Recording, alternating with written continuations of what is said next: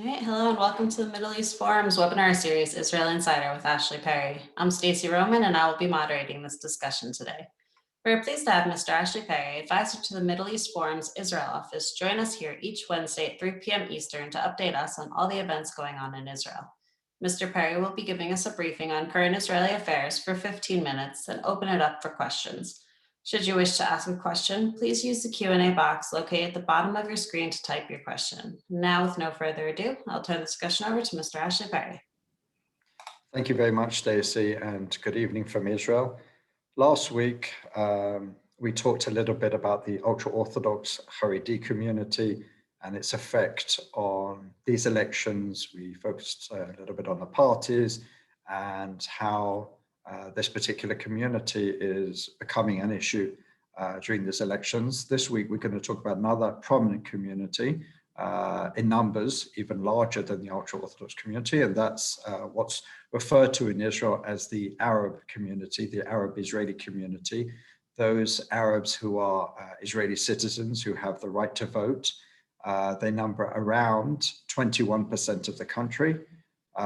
It should be said at this moment, to break it down a little bit more, the overwhelming majority, I believe around 17 to 18% are Muslim.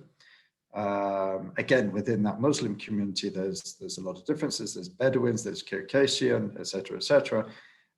But that's the largest group. Then there's around 2%, just under 200,000 Druze, which, for those who don't know, is it's a bit complicated in such a setting to break down the whole Druze people or religion, but it was many hundreds of years ago. It was an offshoot of Islam. There are people who are not Muslims. They even sometimes don't refer to themselves as Arabs, but they are Arabic speaking. Then there's the Christian Arabs. That community is around the same size, so around 2%, less than 200,000. In fact, I believe it's smaller than the Jewish community. What's interesting in recent years is the Christian community has become split between those who want to become more integrated, passionately Zionist, believe in greater coordination, cooperation with the Jewish majority, and as a result have even tried to rename themselves in the population registry. In Israel, you're defined according to what's called nationality or people rather than religion. So there's Jews, you can be a Jew, an Arab, a Druze, and for the first time a couple of years ago, there was a ruling that you can also add in Aramean, which is a title which a certain group of Christian Arabs who don't like to be called Arabs decided to call themselves. These are people who will go to the army even though they don't need to. And then you have the others who are still very much part of wider Arab society, let's say to a certain extent ideologically and politically are in sync with the majority Muslim population. So that's a little bit about the statistics. Why have the Arab population become such an issue in these elections? Largely because Prime Minister Netanyahu has made them an issue. If we look back into a little bit of history, we see 2015, there was that famous comment of the day of elections. We've been used to what are called in Israel Netanyahu's Gewalt moments. Gewalt meaning, shock, horror. Usually has something up his sleeve where he tries to instill some level of urgency into voting for Likud, into voting for parties associated with Likud. In 2015, he made probably the most notorious and infamous statement, which we now know was pre-rehearsed and affected in strategy meetings weeks before, that the Arabs are swarming to the polls, and that could be the end of right-wing rule. We know now that that's completely false, but it did certainly propel quite a large number of last-minute voters towards Likud. He subsequently, after the elections, apologized for it, and in other elections we saw trying to intimidate the Arab community by having secret cameras instilled in some of the observers, et cetera, et cetera. Well, so if we've seen the sort of intimidation and the scare tactics in the past, in these elections, Netanyahu has gone 180 and tried to embrace this community. It's been a very interesting development. The jury is still out exactly what he means by this. Is this just cynical or is this really a change of heart and embrace? This all sort of started during the last Knesset when a member or the leader of the Islamist party, Ram, by the way, just to take a step back, the Arab community, like any other community, is fractured politically. There's everything from communists to Islamists to nationalists. And usually in the past, they used to run separately. But ever since the electoral threshold was raised, they basically ran as one joint list. And in the last elections, they received 15 seats, which was quite simply, larger than they've ever had before. Since then, the leader of the Ram party, Mansour Abbas, the Islamist party, has been courted and fated by Netanyahu. There's been very much a sort of a working relationship between the two. Ram, with its, I believe it has 3 out of the 15 seats, or maybe 4, basically has either abstained or voted with the government on some things which have left many many other members of the Arab list flabbergasted and really sort of shocked over what's going on. To side with Netanyahu, the right wing, was seen as something very much, sort of out of character for the Arab political leadership. But it has happened.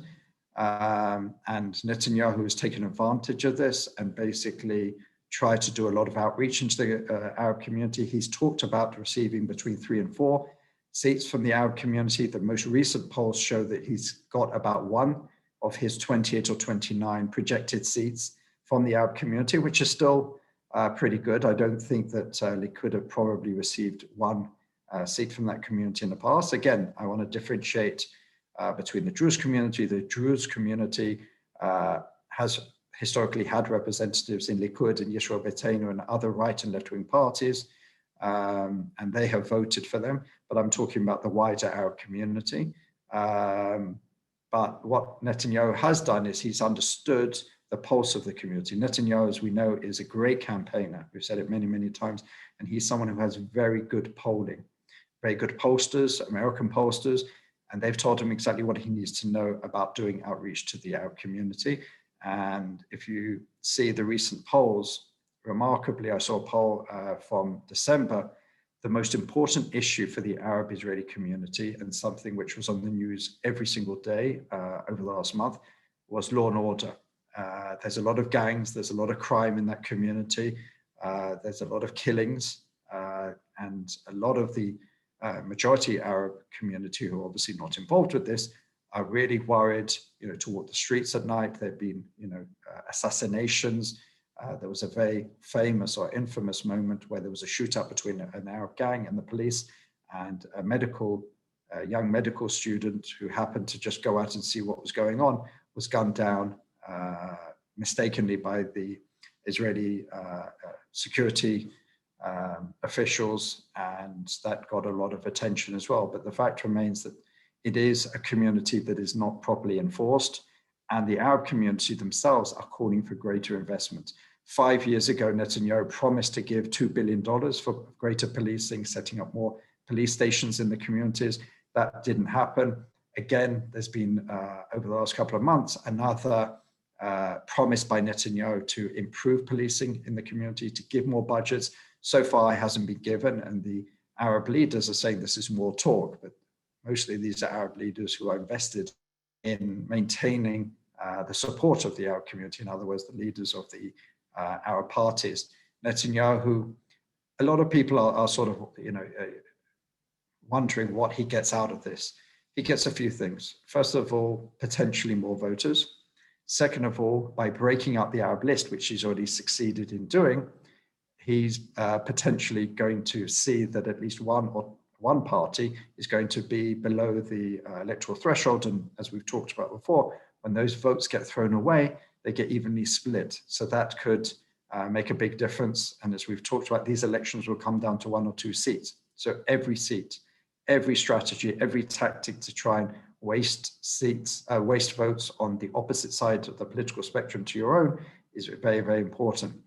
Remarkably, no, this cynicism, as some would describe it, has really known no bounds recently, because a deputy minister, a Druze deputy minister in the prime minister's office, a Likud member of Knesset, this week it came out remarkably that he'd even negotiated or approach the Palestinian Authority to try and have them have some influence on the Arab society to vote Likud. Now, that's really a bizarre moment when Likud, Prime Minister Netanyahu, someone in his office, someone who works for him, is part of his party, goes and negotiates with the Palestinian Authority to try and have more people vote Likud.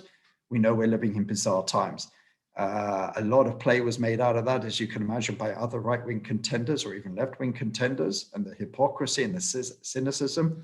Prime Minister Netanyahu denied that he was involved, but a lot of people are saying if it truly he had no knowledge of it or he wasn't involved, then why isn't this deputy minister fired? He hasn't been fired. Even the Likud, the young Likud social media accounts called for the firing. But those particular posts were removed.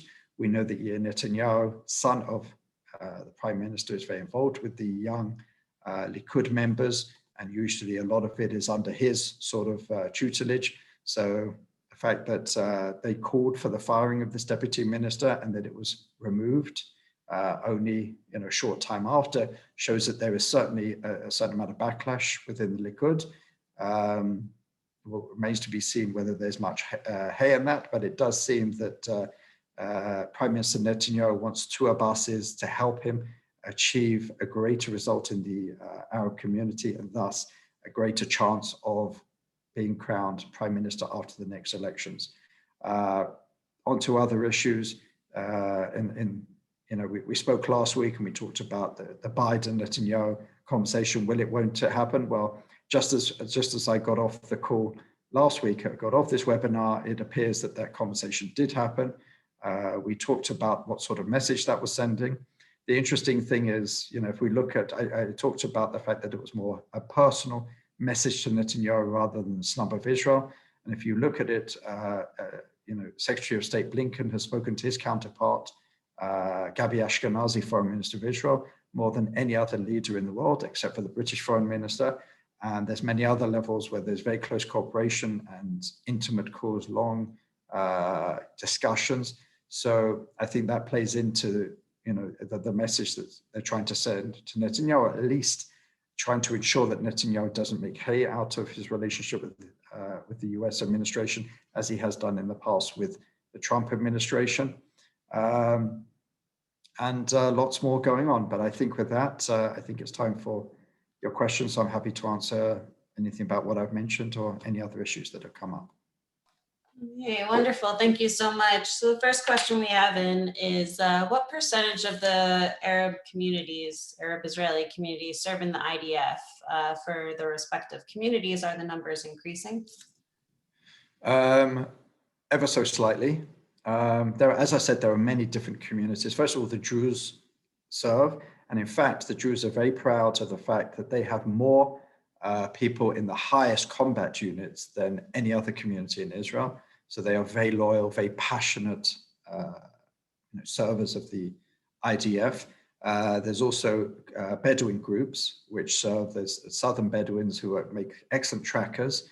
And there's whole units with Bedouins, which are obviously Arab Israelis in the south. And as I said, there's a growing population within the Christian Arab or Aramean community that are serving. But on the whole, the overwhelming majority do not serve. But that's not really necessarily a barometer for integration.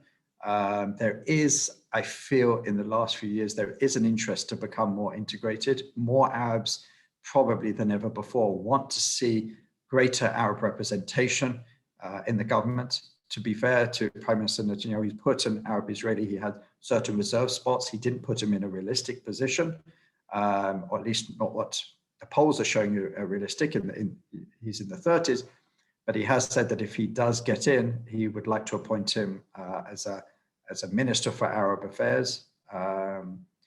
So the numbers of the IDF are not necessarily going up massively, but that's not necessarily a sign that they don't want to become more integrated. It does seem that they do want to become more integrated.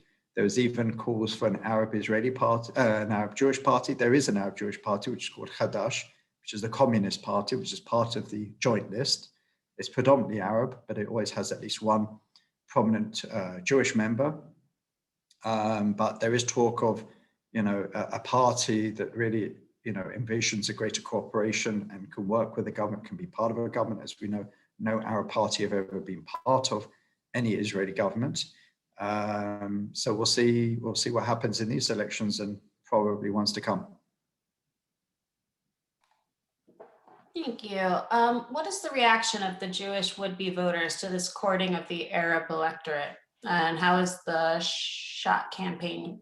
How is the shot campaign goes? The the shots for shots. I suppose so. Okay, well, first of all, how's the Jewish public? Well, again, it depends where you sit. On the one hand, Yair Lapid came out, I think it was today in the news or yesterday, have no, we talked about coalition building many times over previous weeks. And, he was asked outright, could you see the joint list as part of your government? And he said, why not? They sort of compared and contrasted that, some in the media, with comments he'd made in the past where he said he doesn't see them as partners in a future government, but the maths this time are different. And Prime Minister Netanyahu made a lot of hay of that, really tried to promote that and show, look, this is a guy who's going with extremists. And Netanyahu is playing this game where, he tries to delegitimize the Arab political parties while saying the Arab-Israeli community is a partner. And the fact is he's slamming Yair Lapid for saying that he would sit with the joint list, whereas he's at least someone in his office under his umbrella is basically going to negotiate with the Palestinian Authority on trying to get more votes. So there's a lot of games going on. I think the majority of Israeli public would have no problem with Arabs in government positions, in the highest positions, as long as they're not from that ilk, like Ahmed Tibi, who slams Zionism, who attacks Israel in international fora, who calls Israel apartheid, and all these sort of things. So I think that does the Arab community no service in the eyes of the majoritarian Jewish public. But I think that they would have no problem with having Arabs in executive positions. There have been Arab ministers in the past, but certainly I believe that the attitudes of both communities are changing, and it remains to be seen what will happen after the elections. Thank you. And we got some clarification from our viewer. They were asking about the fight against COVID, the vaccination shot campaign. Right. Okay. It's still about 80,000 new shots every day. We just had a press conference tonight of Prime Minister Netanyahu saying we need to get to a point of, I believe he said 5.5 million before they believe that we've got to some point where they can let even more of the restrictions go. They're trying to persuade a lot of younger people where the majority have still not received their first dose. There's still a lot of skepticism. The Green Pass, which we talked about in the past, still hasn't come to fruition. So people are not really seeing the benefits of it. There's still not the big incentivization for it. Tomorrow night for the few days after, we're going to be celebrating the Purim festival. Well, they decided to have curfews because there's a lot of party, a lot of drinking, a lot of merriment around this festival. And so from 8:30 from tomorrow night until Sunday night. So that's where we sort of stand on the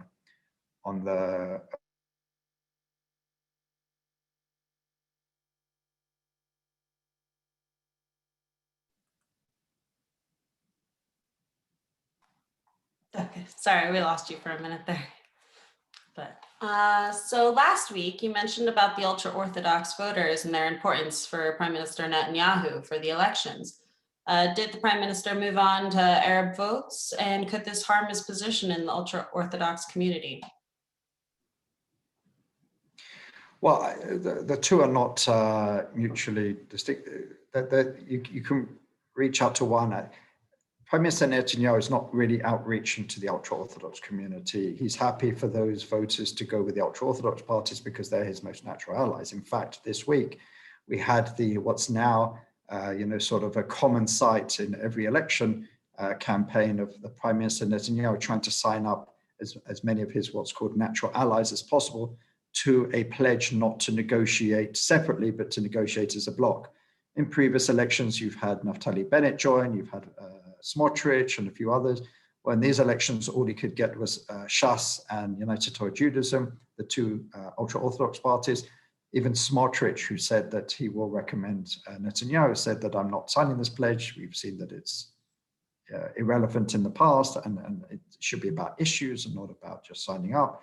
So really, the ultra-Orthodox are still very much by his side. And the ultra-Orthodox tend to actually side with the Arab population on many issues. Don't forget, they have many issues in common, whether it's not serving, I should say, in the army.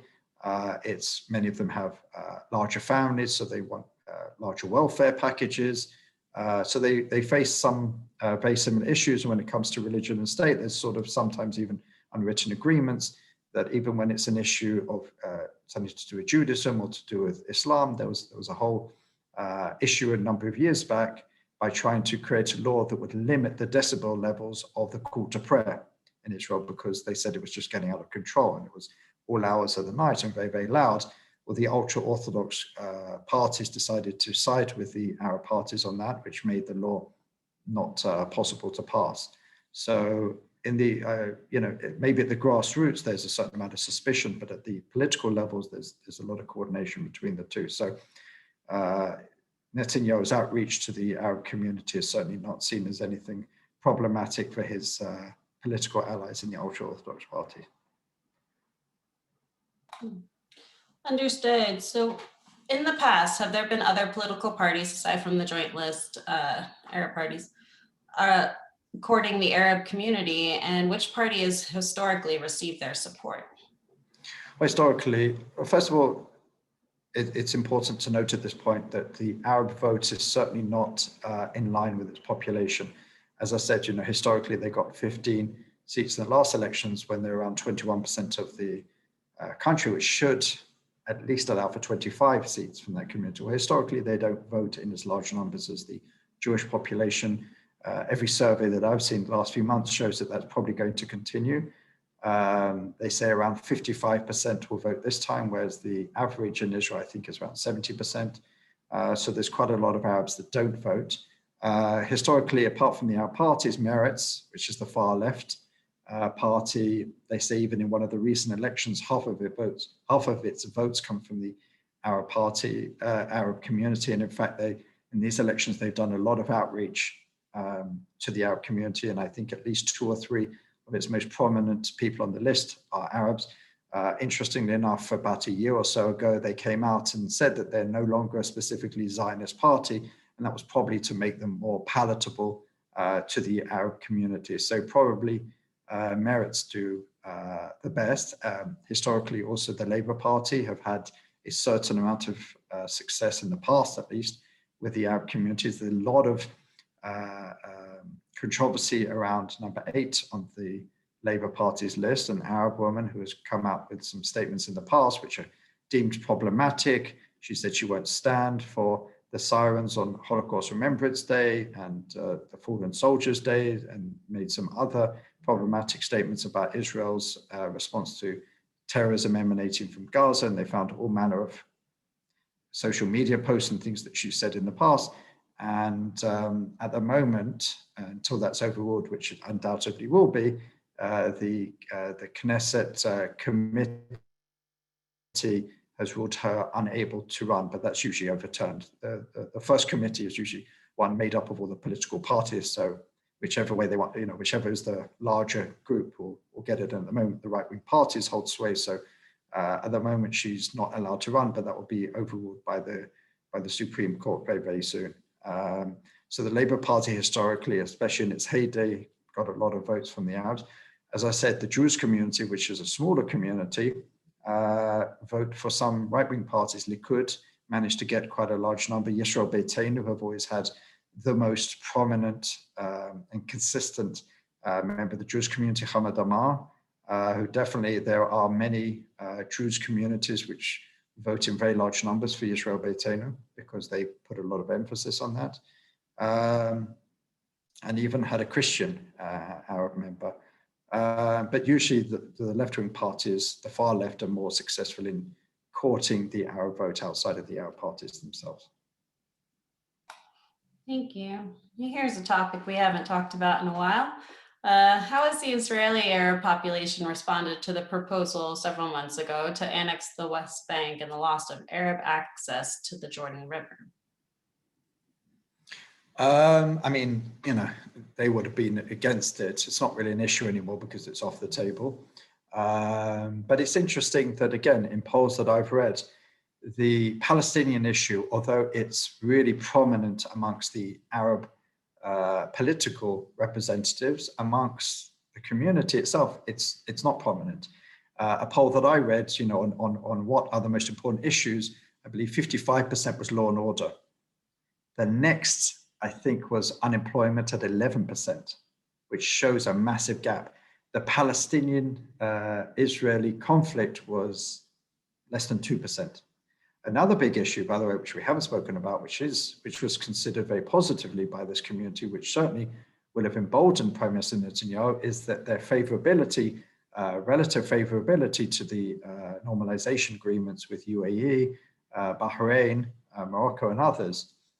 Many Israeli Arabs are going to the UAE, are going to Bahrain, or at least when we can. At the moment we can't because the airport's pretty much closed. But before that, many Arabs were going, and they saw this as very positive.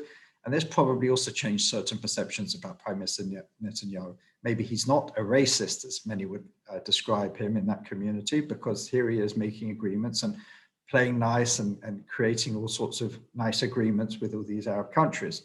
So I think maybe that also had a certain level of, that managed to change the perception about him, at least amongst a certain element. And again, he's never going to get the majority vote. All he's seeking to get is to push the vote for the Arab political parties down and try and get at least some votes to push him up 1, 2, 3, who knows how many seats when it comes to election day. You did guess the next question, and that would be, have the Abraham Accords narrowed the divide between Arab and Jewish Israelis? And if so, how is this manifested? I believe so. I believe this is, as I said, it's changed the perception. It's far more difficult to describe Israeli society, Jewish majoritarian society, even Prime Minister Netanyahu, as anti-Arab, where here he is, signing agreements and really just showing a lot of love for these countries. I mean, the amount of talk there was around that and hope and positive language, I think has changed the perception. And, myself, I was in Dubai in December, and there were plenty on my flights there and back. I think at least half the flight was Israeli Arab and half the flight was Israeli Jewish. A lot of Israeli Arabs are going out there. So they definitely see this as positive. And even there's talk of maybe Israeli Arabs going out there for professional reasons, for being able to work there. Obviously, they speak the local language and culture and religion, et cetera, et cetera. So it definitely had a positive feeling amongst a large sector. I don't know if it's the majority, but amongst a large sector of the Arab community. Thank you. And do you think that the Biden administration will further pursue the Abraham Accords? We talked about this a little bit a couple of months ago. My feeling is that, first of all, I don't think the Middle East will be, apart from Iran, for obvious reasons, will not be front of the agenda, even on a foreign policy basis. Obviously, foreign policy as a whole will be on the back burner because of everything that's happening economically with the coronavirus. But it's clear that, apart from Prime Minister Netanyahu, no other Middle Eastern leader has been spoken to. They're talking about the lead,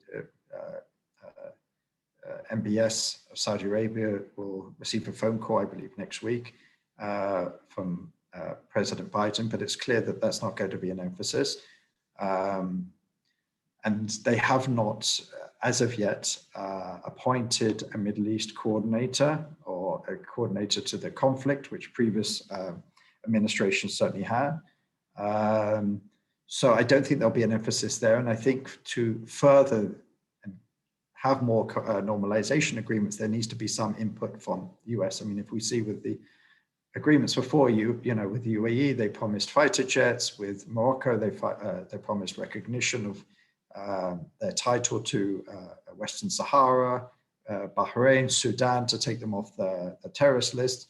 So there needs to be not just, ushering, there needs to be some direct involvement and even some goodies given by the American administration to help this process. And I don't see that at the moment. You never know. There is even talk of Israel giving some of its extra coronavirus vaccines to some countries for diplomatic purposes. We're being told, we're not being told exactly which these countries. Perhaps there could be something there, but the numbers are going to be relatively small. So they're probably not going to suddenly, I don't think a country is going to suddenly recognize Israel on the back of a few thousand vaccines, but one never knows. But it's certainly not in the front burner, and I don't see anything happening. I could be wrong, but there needs to be a lot of buy-in from the American administration, and I don't see that at this point. All right, well, thank you so much. Unfortunately, we've come to the close of our webinar. Ashley, thank you so much for taking time to speak with us today. For our viewers, please join us Friday at 1 p.m. Eastern for a webinar with Patrick Clausen discussing how fares Iran's economy after Trump. Thank you all for joining us, and I hope you have a great day.